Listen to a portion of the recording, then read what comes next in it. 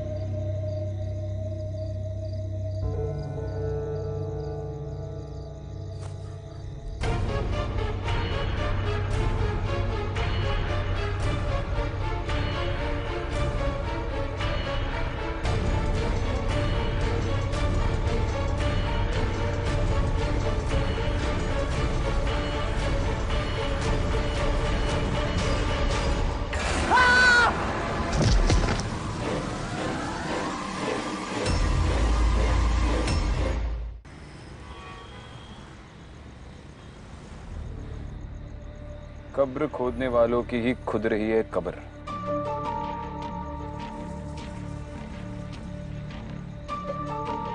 कब्रिस्तान में कब्र खोदने वाले को कोई क्यों मारेगा, वो भी इतनी बेरहमी से।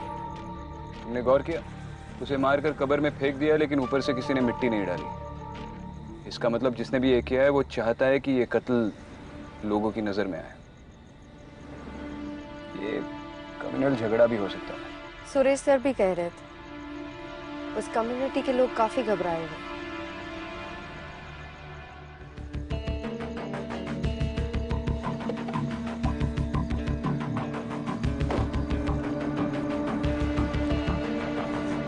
सर, मैं इकबाल खान। लोकेशन कहाँ है? सर आइए। मैडम आप यहीं रुकिए। जानती हूँ औरतों को कब्रिस्तान जाना मना है, लेकिन उसकी चिंता आप मत कीजिए। चलिए।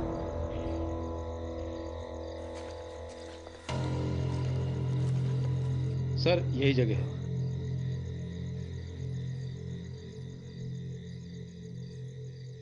महरूम नवाब आजम अली। विक्टिम का नाम? आकिब गुलाम सर। कोई आई विटनेस? जी नहीं मैडम। आपने विक्टिम की फैमिली को इन्फॉर्म किया? जी हाँ मैडम, पर कुछ खास पता नहीं चला। एक काम करो, इस कब्रिस्तान का रजिस्टर होगा ना, वो रजिस्टर और यहाँ के सारे रिकॉर्ड्स पुलिस स्टेशन पे भिजवा दो। जी सर। और विक्टिम की इमीडिएट फैमिली को भी बुलाओ, मुझे उनसे बात करनी है। जी मैडम।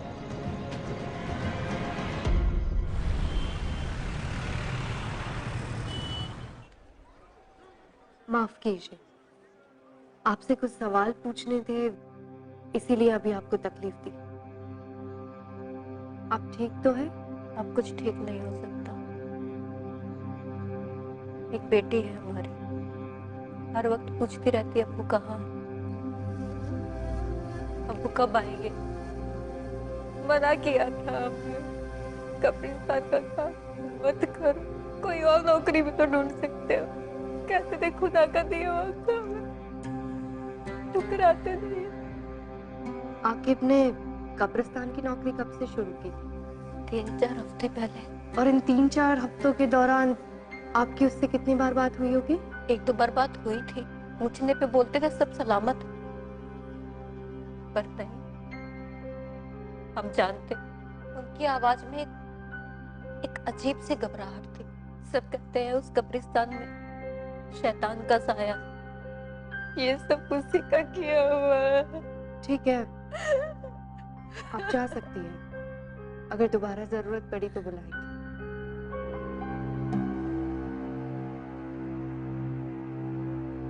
क्या हुआ विक्रम, कुछ मिला? बेगम नूर बानो, आकिब के रजिस्टर में आखिरी एंट्री। समझ में नहीं आ रहा है इन्वेस्टिगेटिंग टीम ने इतना बड़ा लीड इग्नोर कैसे कर दिया। सिर्फ नाम लिखा है, बाकी के सारे कॉलम्स ब्लैंक हैं। पर ये बेगम नूर बानो है कौन? उसके घर का पता चल गया।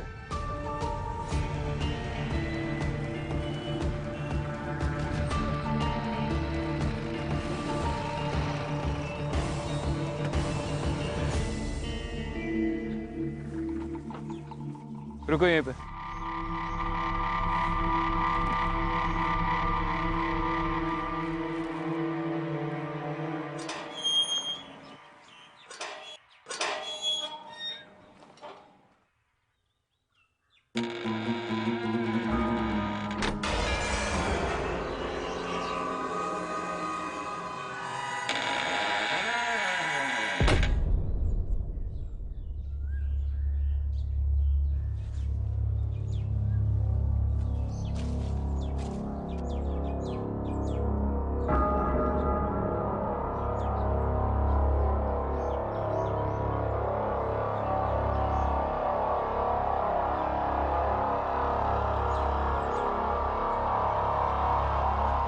आप कौन? हमारी छोड़िए, आप बताइए कि आप कौन? पुलिस। एक इन्वेस्टिगेशन के सिलसिले में यहाँ पर आए हैं। आप अंदर नहीं जा सकते। अच्छा, आप रोकेंगे पुलिस को? नाम क्या है तुम्हारा? नासिर। ये हवेली किसकी है? हमारे नवाब साहब की। वो है अंदर? नवाब साहब को गुजरे हुए जमाना हो गया है। हम नवाब साहब के खानदानी मुलाजिम हैं। नवाब साहब के गुजरने के बाद हम बेगम नूर की खिदमत में लगे हुए हैं। बेगम साहिबा ने खास हिदायत दे रखी है कि कोई उन्हें परेशान ना करे, और वो खुद भी बाहर नहीं निकलती है। आपके नवाब साहब का नाम क्या था? मरहूम नवाब आजिम अली। और आपकी बेगम नूर बाहर नहीं निकलती, मतलब कब से वो हवेली के अंदर ही रहती है? ये आज की बात नहीं है। नवाब साहब के गुजरने के बाद बेगम साहिबा ने अपने आप को हवेली में बंद कर लिया। पिछले 3 महीनों से उनको किसी ने नहीं देखा है। मैं हर रोज दोनों वक्त का खाना दरवाजे पर रख देता हूँ। वो तो खुदा का शुक्र है कि वो खाना खा लेती है। तो पिछले 3 महीनों में आप बेगम साहिबा से बिल्कुल मुखातिब नहीं हुए?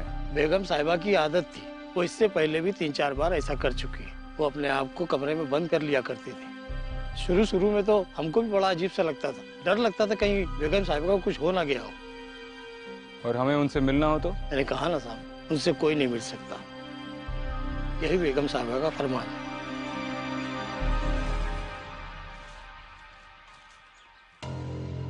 मरहूम नवाब आजिम अली, कुछ याद आया?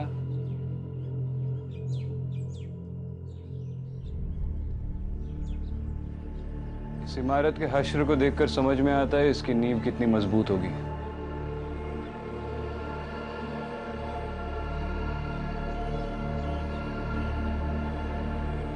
क्या कर रहे हो इकरा?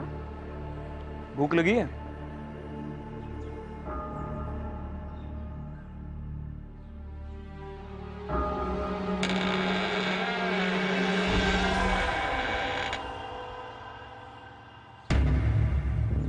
चलो।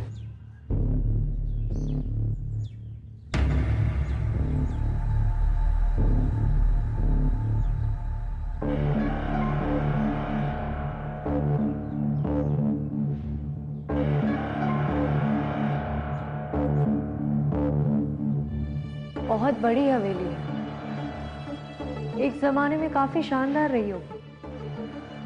इसकी हालत देखकर लगता नहीं है यहाँ पर कोई रहता होगा।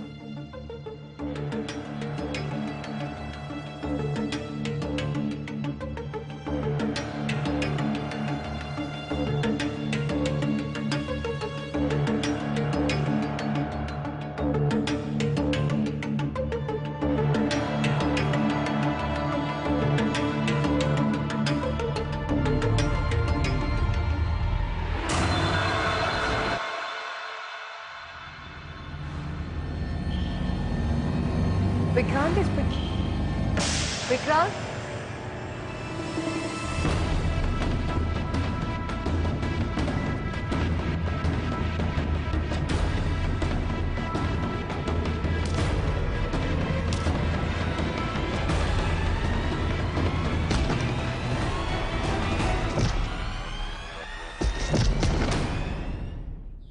छोड़ दिया साहब, छोड़ दिया साहब। क्यों बे?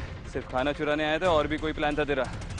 और हमको देखकर भाग गया? नहीं साहब, मैं चोरी नहीं कर रहा हूँ साहब। तो ये खाना क्या बेगम ने तुझे खैरात में दिया? हाँ? नहीं साहब, ऐसी बात नहीं है साहब। पहले ये सामान सब अंदर जाता था और अभी कुछ ही दिनों से देख रहा हूँ कि ये सब बाहर ही रखा रहता है, तो इसलिए मैं ही उठा लेता हूँ साहब। सच बोल रहे तू? हाँ हाँ साहब, सच बोल रहा है? हाँ सच बोल रहा हूँ साहब।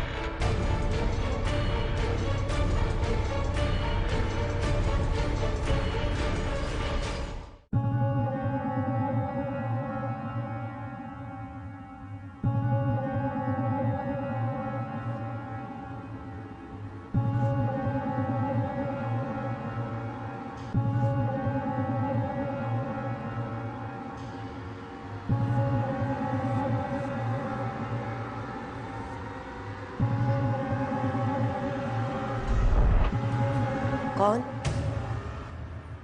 कौन है वहां?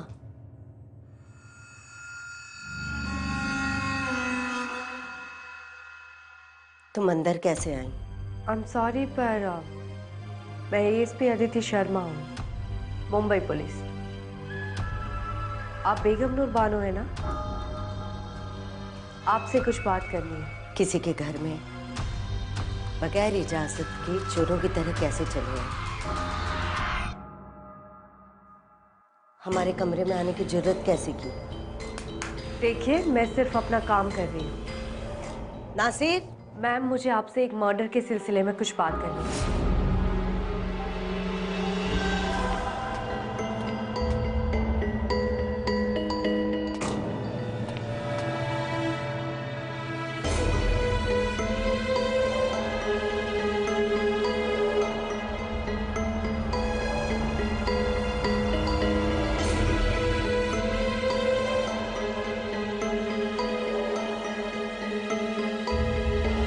हमें अपने शौहर के पास जाना। शौहर? नहीं, मैं तो आपसे ये पूछने आई थी कि उस कब्रिस्तान में अदिति,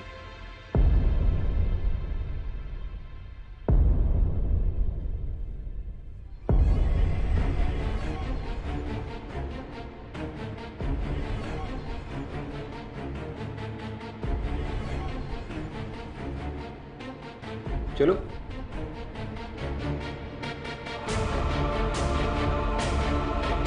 हाँ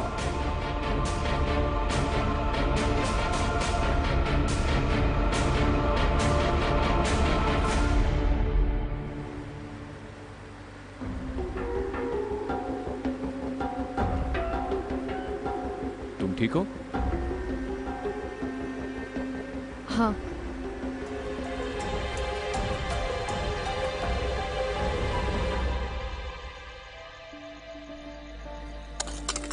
क्या जिंदगी है यार, रोज रोज एक ही काम। इससे अच्छा तो मैं मर जाऊं।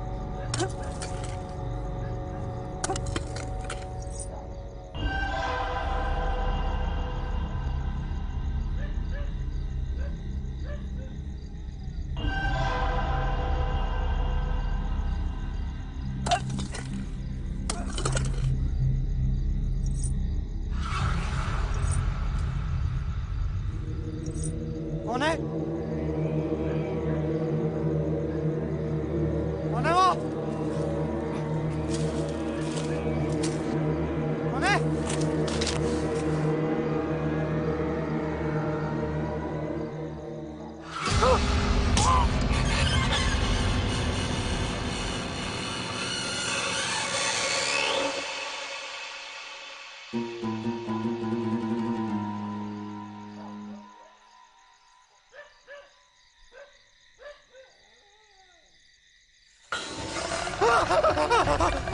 मुझे माफ कर दो, मुझे माफ कर दो। हमें अपने शौहर के पास जाना है। यासिर, बचाओ। हमें अपने शौहर के पास जाना है। यासिर, यासिर बचाओ, यासिर बचाओ, यासिर।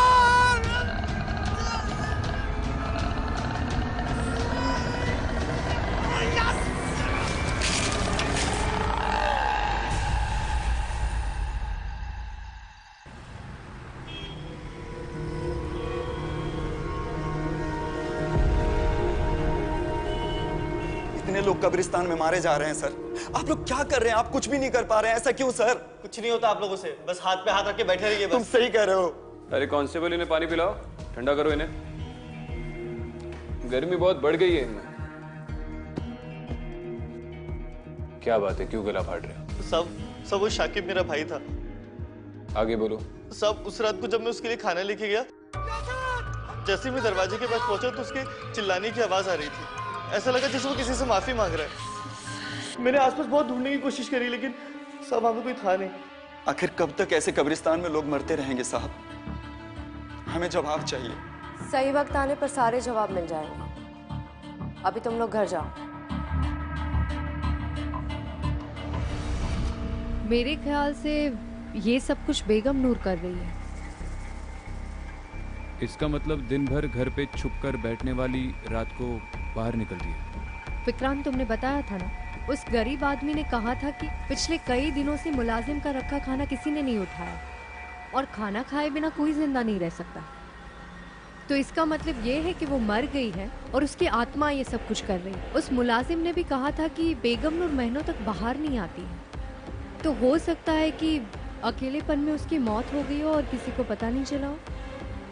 और मेरे ख्याल से उसकी बॉडी अभी भी उसी हवेली में। अब इसका जवाब तो वो हवेली ही दे पाएगी। खाना खाया तुमने? नहीं, क्यों?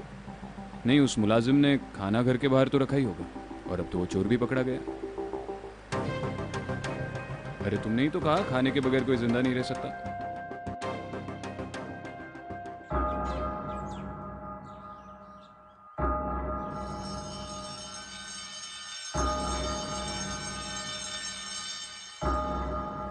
आइडियली इंसान की लाश 4 दिन के बाद सड़ना शुरू हो जाती है, लेकिन ताज्जुब की बात यह है कि इस हवेली में बदबू बिल्कुल नहीं आ रही। अगर उसकी लाश पिछले 3 महीनों से यहाँ पर पड़ी हुई है तो बदबू जरूर आती। कोना कोना छान मारो and Aditi look for a stench.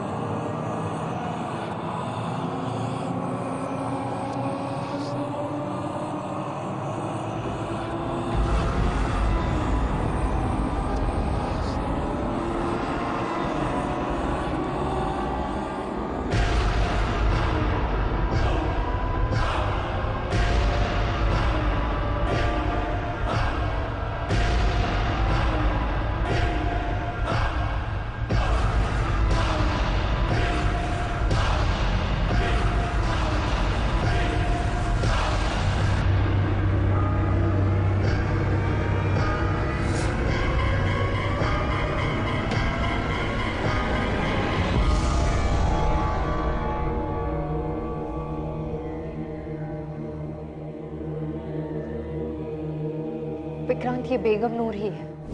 उसके गले में जो हार है उसे मैंने उसकी हर तस्वीर में देखा है। उस दिन वो मुझसे अपने शौहर के बारे में कुछ पूछ रही थी।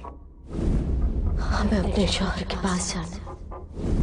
उसका शौहर वही है ना जिसकी कब्र हमने उस कब्रिस्तान में देखी थी, नवाब आजिम अली।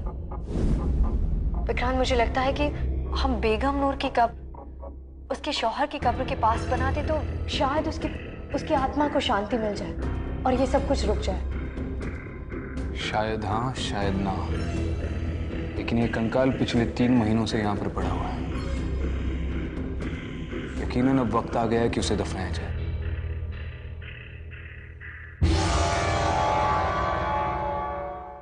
चलो, खुदा का लाख लाख शुक्र है कि अब अपने सर से मुसीबत हमेशा के लिए टल गई।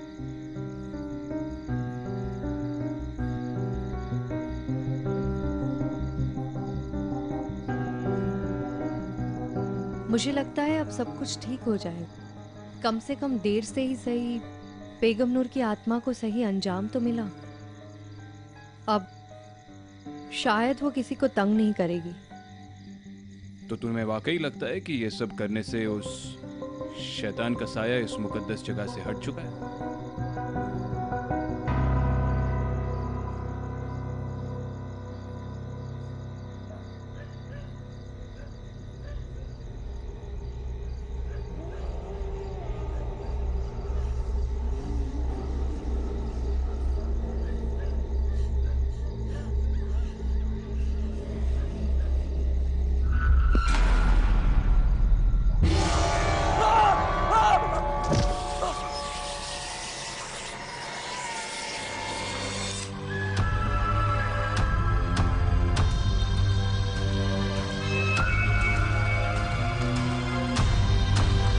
हमें अपने शौहर के पास जाना है।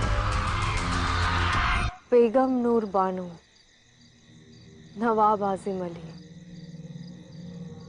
क्या लाइफ रही होगी इनकी एक जमाने में।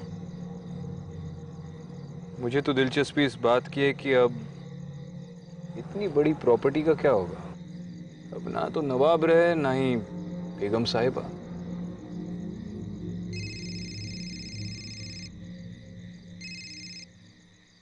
हाँ यासर, क्या? अच्छा ठीक है, बाद में बात करता हूँ। क्या हुआ? कब्रिस्तान के केयरटेकर पर फिर से किसी ने अटैक किया। मुझे पता था ये इस केस का अंत नहीं हो सकता। क्या मतलब है? तुम्हें ऐसा क्यों लग रहा है? केयरटेकर का कहना है कि जिस औरत ने उस पर अटैक किया वो भी बार बार वही कह रही थी। हमें अपने शौहर के पास जाना है।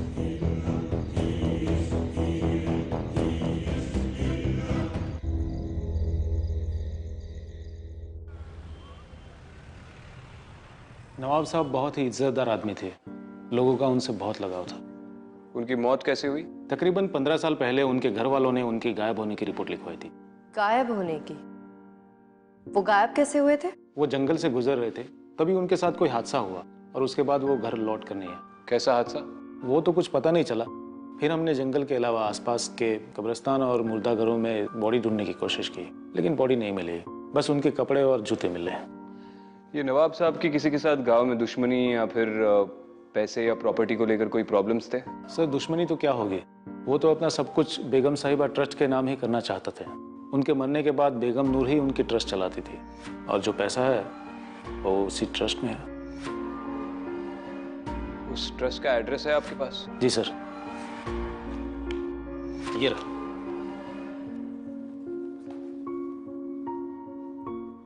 ओल्ड भोपाल।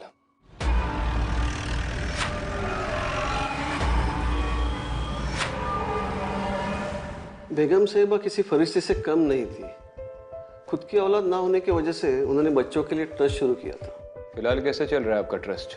जी, जो भी डोनेशंस आते थे वो बेगम साहिबा की तरफ से ही आते थे और उनको देख के उनके सर्कल के सारे लोगों ने भी ट्रस्ट में डोनेशन शुरू कर दिया था। बल्कि बेगम साहिबा ही उन्हें ट्रस्ट में पैसा देने के लिए मजबूर करती थी। अब पता नहीं उनके मौत के बाद क्या होगा। जैसे बच्चों के सर से माँ का साया हट जाएगा बिलाल जी, हम इस ट्रस्ट की अकाउंट डिटेल्स देख सकते हैं? जी हाँ बिल्कुल, मैं अभी आपको दिखा देता हूँ।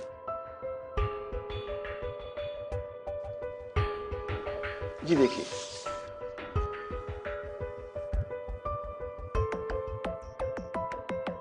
ट्रांजैक्शंस तो बहुत कम है, पिछले 1 साल में तो बिल्कुल ही नहीं है। लेकिन उससे 1 साल पहले 25 लाख की रकम और 10 लाख रुपए और किसी ने विड्रॉ किए हैं। बिलाल जी, बेगम नूर के अलावा इस ट्रस्ट से किसे विड्रॉ करना अलाउड था? जी वैसे तो ट्रस्ट गरीबों की भलाई के लिए ही बनाई जाती है, लेकिन नवाब साहब और बेगम साहिबा के जितने भी रिश्तेदार हैं वो ट्रस्ट से पैसा निकाल लेते हैं। उनकी विल में ही ऐसा लिखा है। ये फंड्स कहाँ ट्रांसफर हुए थे? जी फिलहाल तो मेरे पास सिर्फ अकाउंट नंबर है, मैं उसके सारे डिटेल्स निकालता हूँ और आपको फोन कर देता हूँ। चलो ठीक है, बाद में बात करता हूँ। कुछ पता चला? ये बेगम नूर के ट्रस्ट के अकाउंट से जो पैसे निकल रहे हैं वो इंदौर ट्रांसफर हो रहे हैं, किसी अमीना नाम की औरत के अकाउंट में। हो सकता है कि अमीना नवाब साहब या बेगम नूर की कोई रिश्तेदार हो सकता है, लेकिन ये कंफर्म करने के लिए इंदौर जाना होगा।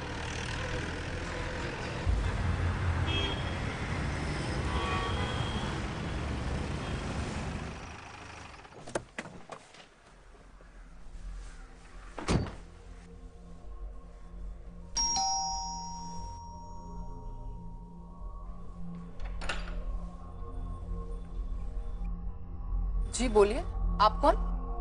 आप अमीना? जी आप? मुंबई पुलिस, आपसे कुछ बात करनी है, अंदर आ सकते हैं? हम आपसे एक केस के सिलसिले में बात करने आए हैं। हाँ पूछिए, क्या पूछना है आपको? आप बेगम नूर बानो को जानती है? हाँ, नाम सुना है उनका। अच्छा, तो उनके ट्रस्ट से पहले 25 लाख और फिर 10 लाख, टोटल मिला के 35 लाख आपके अकाउंट में कैसे जमा हुए? अच्छा ठीक है, आप उनके शौहर नवाब आजिम अली को तो जानती होंगी? हाँ जानते हैं, वो मेरे अब्बू के काफी अच्छे दोस्त थे, हमारे घर काफी आया करते थे। कमाल है, तो फिर आप उनकी बीवी को नहीं जानती? दरअसल बात यह है कि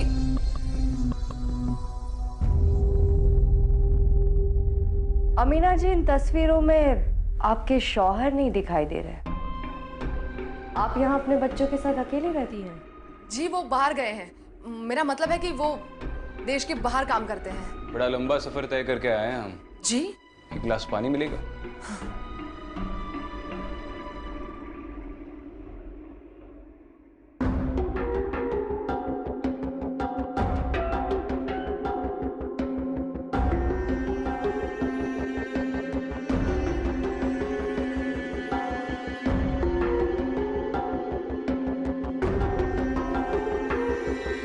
शुक्रिया।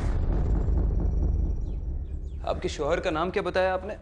जी आजिम शेख। उनकी कोई तस्वीर देख सकती हूँ मैं? आपके मोबाइल में तो होगी। हाँ।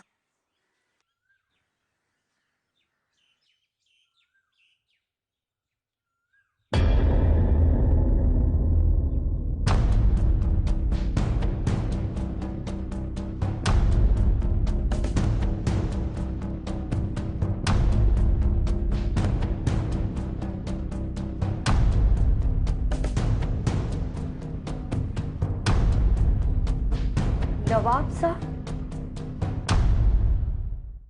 लेकिन आप लोग कौन हैं? अरे नवाब साहब आइए, बैठिए बैठिए, आप ही का घर है, आइए आइए।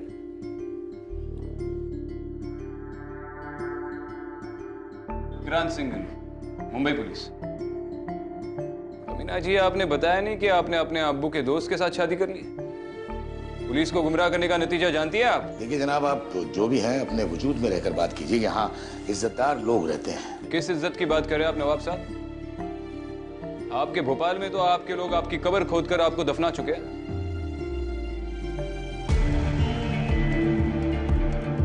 नवाब साहब, आपकी पहली बीवी बेगम नूर बानो आपको 15 साल से ढूंढ रही है और आप यहाँ पर? शर्म नहीं आती आपको?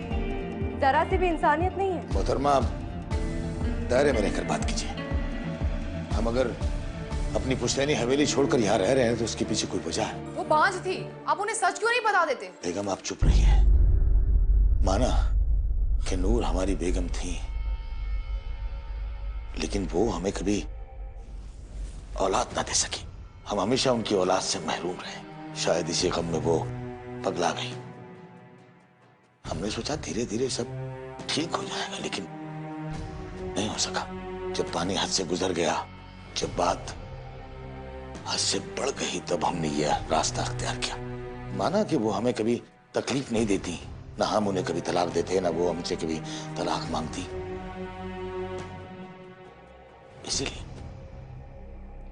इसीलिए हम अपनी जायदाद, अपनी हवेली सब कुछ छोड़कर चले आए उनके नाम। उन्होंने वो हवेली नहीं छोड़ी, चुके उन्हें अंदेशा था कि उस पर कब्जा ना हो जाए। और आप ऐसी औरत की बात सुनकर चली आई? 3 महीने पहले ही उनकी मौत हो चुकी है। इन्ना लिल्लाहि व इन्ना इलैहि राजिऊन। और क्योंकि वो घर से बाहर नहीं निकलती थी, किसी को भी उनकी मौत की खबर नहीं हुई और उनका शरीर उसी हवेली में सड़ गया। या अल्लाह, इतनी दर्दनाक मौत। या अल्लाह, उन्हें जन्नत नसीब हो। वो तो उन्हें होगी। अब हम चले, दोबारा मुलाकात होगी।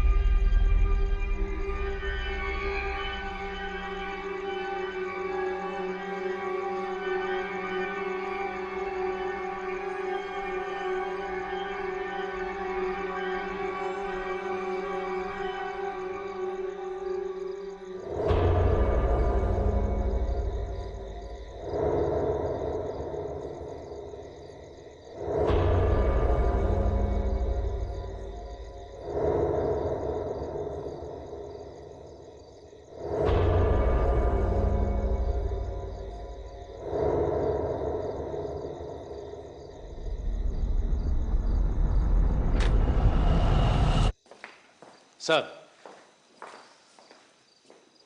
अभी अभी खबर आई है नवाब साहब भोपाल लौट आए हैं। उन्हें हवेली की ओर जाते हुए देखा गया सर।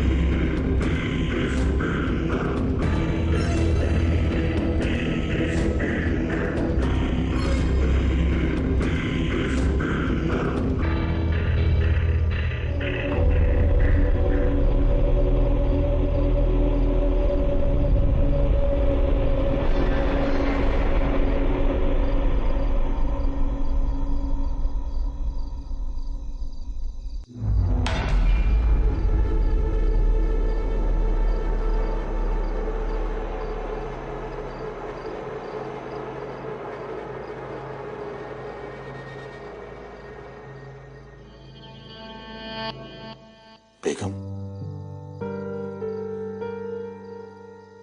हम आपके कसूरवार हैं, गुनहगार हैं आपके। बखुदा, हमारा मकसद आपको तकलीफ देना नहीं था, लेकिन क्या करते, थक गए थे। हमने आपके साथ बहुत बुरा किया, हमें माफ कर दीजिएगा, माफ कर दीजिएगा।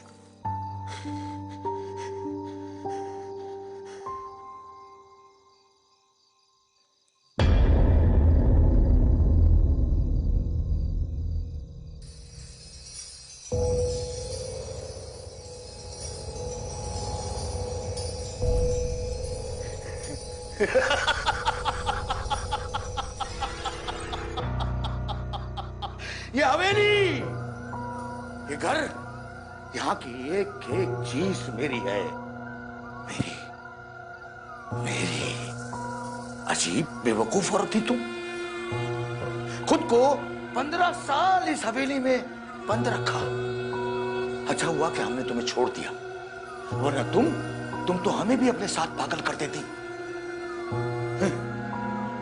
बेगम नूर, अरे अगर मरना ही था तो 15 साल क्यों? हमें हमारे ही घर से दूर रखा।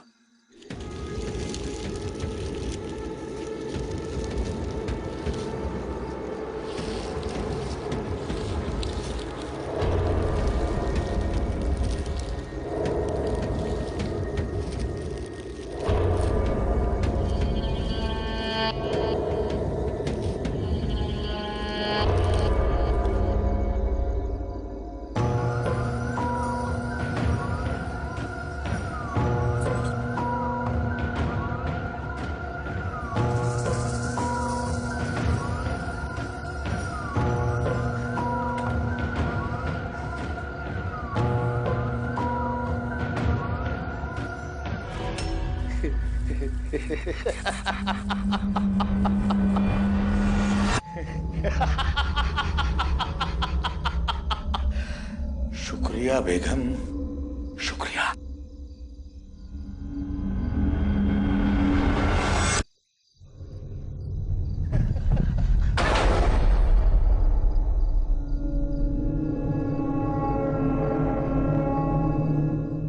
दरवाजा खोलो, दरवाजा खोलो। नासिर, कहाँ जा रहे हैं आप?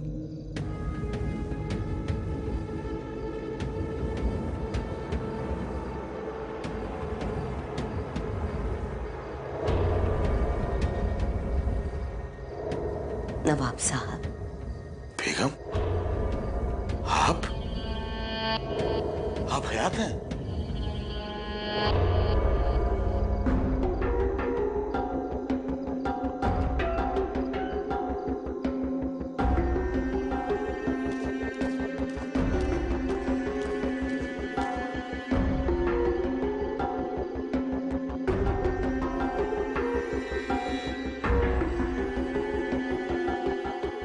साल 15 साल इंतजार किया आपका,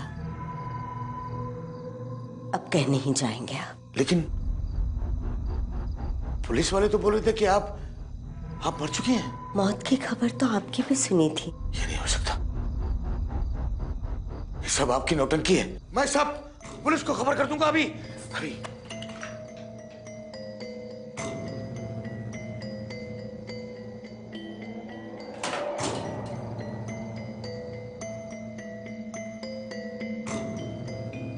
बेगम, हमें माफ कर दीजिए, हम आपको तकलीफ देना नहीं चाहते थे, हम आपके गुनहगार हैं। बहुत इंतजार करवाया आपने, अब कहीं नहीं जाने दूंगी।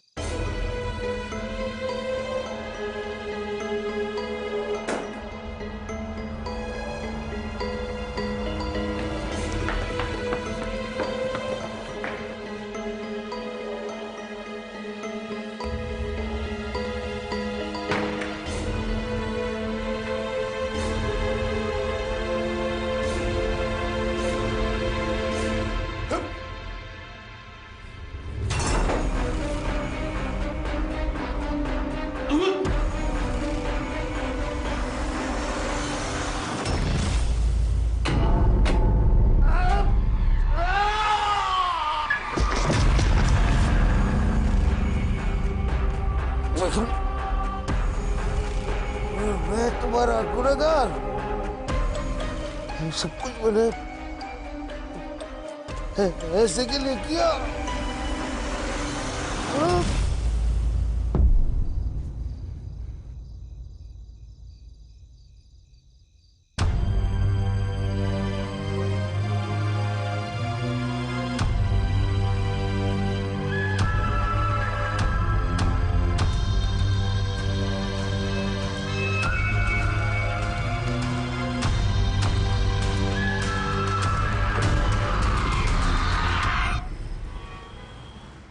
तुम्हारी अमीना से बात हुई?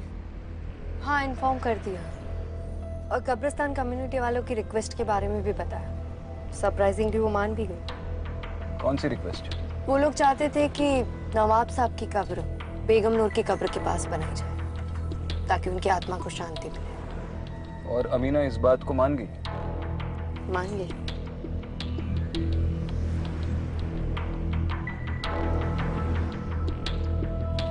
क्या सोच रही हो? यही कि नवाब साहब का सच जानने के बाद मुझे नहीं लगता है कि बेगम नूर उनकी कब्र के पास रहना चाहती है। तुम्हारा ये बेगम नूर के साथ का रिश्ता मुझे ठीक नहीं लग रहा है। क्या मतलब है? तुम इंसानों के साथ रिश्ता क्यों नहीं रखती?